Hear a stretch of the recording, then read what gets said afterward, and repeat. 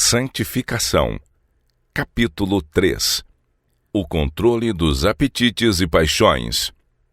Que vos abstenhais das concupiscências carnais que combatem contra a alma, é a linguagem do apóstolo Pedro. Muitos consideram este texto como uma advertência unicamente contra a licenciosidade, mas ele tem um significado mais amplo. Proíbe toda satisfação prejudicial do apetite ou paixão. Que ninguém dentre os que professam piedade considere com indiferença a saúde do corpo e se lisonjeie pensando que a intemperança não seja pecado e que não afetará sua espiritualidade. Existe uma íntima relação entre a natureza física e a moral. Qualquer hábito que não promova a saúde degrada as mais elevadas e nobres faculdades. Hábitos errôneos no comer e beber conduzem a erros no pensar e agir.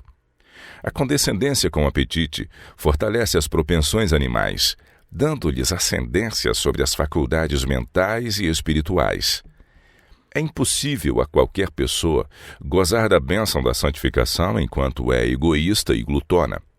Muitos gemem sob um fardo de enfermidades por causa de hábitos errôneos no comer e beber, os quais fazem violência às leis da vida e saúde. Eles estão enfraquecendo seus órgãos digestivos ao satisfazerem um apetite pervertido. O poder da constituição humana para resistir aos abusos praticados contra ela é maravilhoso, mas os persistentes maus hábitos no excessivo comer e beber enfraquecerão toda a função do corpo. Na satisfação do apetite pervertido ou da paixão, mesmo cristãos professos prejudicam a natureza em seu trabalho e diminuem a força física, mental e moral.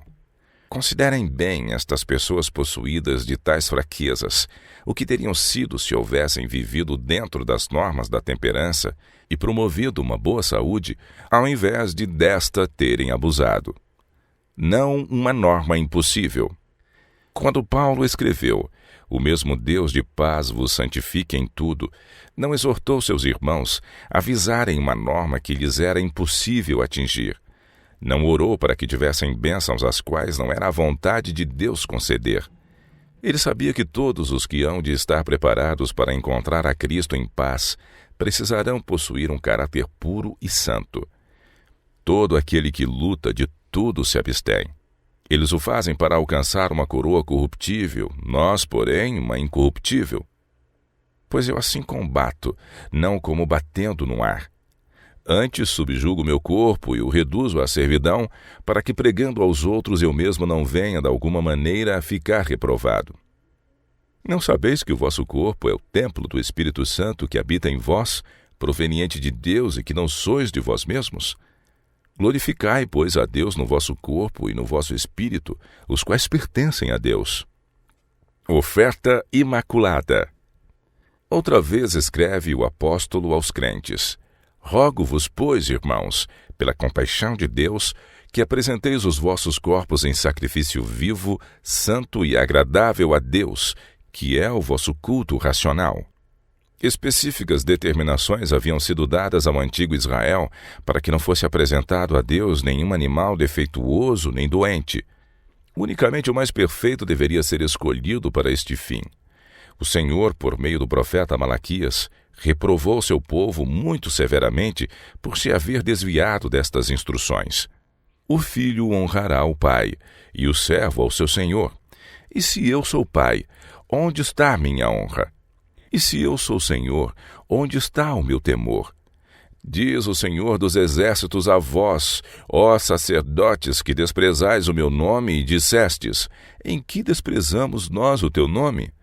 Ofereceis sobre o meu altar pão imundo, e dizeis: "Em que te havemos profanado?"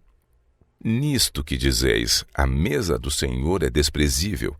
Porque, quando trazeis animal cego para o sacrificardes, não faz mal? E quando ofereceis o coxo ou o enfermo, não faz mal? Ora, apresenta-o ao teu príncipe, terá ele agrado de ti? Ou aceitará ele a tua pessoa? Diz o Senhor dos Exércitos: "Vós ofereceis o roubado e o coxo e o enfermo, assim fazeis a oferta. Ser-me-á aceito isto de vossa mão? Diz o Senhor." Embora dirigidas ao Israel antigo, estas palavras contêm uma lição para o povo de Deus de hoje. Quando o apóstolo apela a seus irmãos para apresentarem seus corpos em sacrifício vivo, santo e agradável a Deus, expressa os princípios da verdadeira santificação. Esta não é uma teoria, uma emoção ou uma forma de palavras, mas um princípio vivo e ativo que entra na vida diária. Ela requer que nossos hábitos de comer, beber e vestir sejam tais que nos assegurem a preservação da saúde física, mental e moral, a fim de que possamos apresentar ao Senhor nosso corpo não como uma oferta corrompida por hábitos errôneos, mas um sacrifício vivo, santo e agradável a Deus. Estimulantes e narcóticos. A admoestação de Pedro para que nos abstenhamos das concupiscências carnais é a mais direta e enérgica advertência contra o uso de tais estimulantes e narcóticos como o chá, café, fumo, álcool e a morfina. Estas condescendências podem muito bem ser classificadas entre os apetites que exercem uma influência perniciosa sobre o caráter moral. Quanto mais cedo se formam estes hábitos prejudiciais, tanto mais firmemente eles prenderão sua vítima em escravidão ao vício e tanto mais certamente haverão de rebaixar a norma da espiritualidade. O ensino da Bíblia fará apenas uma fraca impressão sobre aqueles cujas faculdades estão entorpecidas pela satisfação própria. Milhares sacrificarão não somente a saúde e a vida, mas sua esperança do céu, antes de intentarem lutar contra seus próprios apetites pervertidos. Uma senhora que por muitos anos professara estar santificada fez a afirmação de que se precisasse renunciar seu cachimbo ou o céu, haveria de dizer: adeus, céu, não posso vencer meu amor ao cachimbo. Este ídolo havia sido entronizado no coração, deixando para Jesus um lugar inferior. Contudo, esta mulher professava ser inteiramente do Senhor. Concupiscências que combatem contra a alma. Onde quer que possam estar, aqueles que estão verdadeiramente santificados haverão de elevar a norma da moral, conservando corretos hábitos físicos e, como Daniel, apresentando aos outros um exemplo de temperança e renúncia. Cada apetite depravado se torna uma concupiscência belicosa. Tudo que combate contra a lei natural cria um estado doentio na alma. A condescendência com o apetite produz um estômago dispéptico, um fígado entorpecido, um cérebro anuviado, e assim perverte o temperamento e o espírito do homem. E estas faculdades debilitadas são ofertadas a Deus, que recusava aceitar as vítimas para o sacrifício, a menos que fossem imaculadas. É nosso dever manter nossos apetites e hábitos de vida em conformidade com a lei natural. Se os corpos oferecidos sobre o altar de Cristo fossem examinados com o acurado escrutínio a que se sujeitavam os sacrifícios dos judeus, quem seria aceito? Com que cuidado devem os cristãos regularizar seus hábitos, a fim de poderem preservar o vigor todo de cada faculdade para o uso no serviço de Cristo. Se queremos ser santificados moral, física e espiritualmente, precisamos viver em conformidade com a lei divina. O coração não pode manter consagração a Deus enquanto os apetites e paixões são satisfeitos à custa da saúde e da vida. Aqueles que violam as leis das quais depende a saúde deverão sofrer a penalidade. Eles têm de tal modo limitado suas capacidades em todo sentido que não podem devidamente desempenhar seus deveres para com semelhantes e assim deixam totalmente de atender aos reclamos de Deus. Quando a Lord Palmerston, premier da Inglaterra, foi pedido pelo clero escocês para designar um dia de jejum e oração, a fim de livrar o país da cólera, respondeu com efeito: limpai e desinfetai vossas ruas e casas, promovei a limpeza e a saúde entre os pobres e providenciai para que tenham abundância de bom alimento e vestuário, e executai corretas medidas sanitárias em geral, e não tereis nenhuma ocasião para jejuar e orar. Tampouco o Senhor ouvirá vossas orações, enquanto estas suas precauções permanecerem desatendidas. Diz Paulo: purifiquemo-nos de toda a imundícia da carne e do espírito, aperfeiçoando a santificação no temor de Deus. Ele apresenta para vossa animação a liberdade desfrutada pelos verdadeiramente santificados.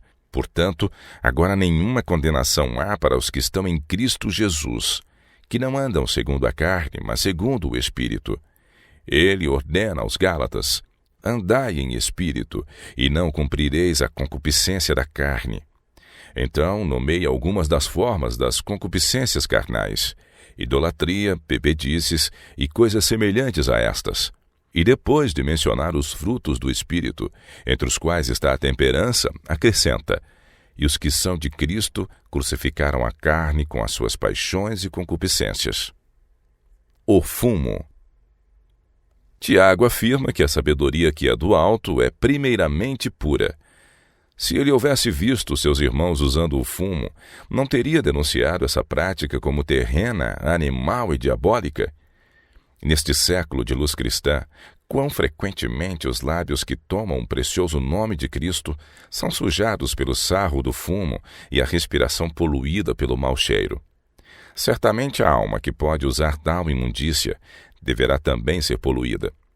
Ao ver homens que professam desfrutar das bênçãos da completa santificação, enquanto eram escravos do fumo, poluindo tudo ao seu redor, tenho pensado: como haveria de parecer o céu com fumantes ali? A palavra de Deus declara distintamente que nele não entrará coisa alguma que contamine. Como, pois, podem aqueles que condescendem com este hábito imundo esperar achar entrada ali? Homens que professam santidade oferecem um corpo sobre o altar de Satanás e queimam incenso de tabaco à sua majestade satânica. Parece severa esta afirmação? Certamente o sacrifício é oferecido a alguma divindade.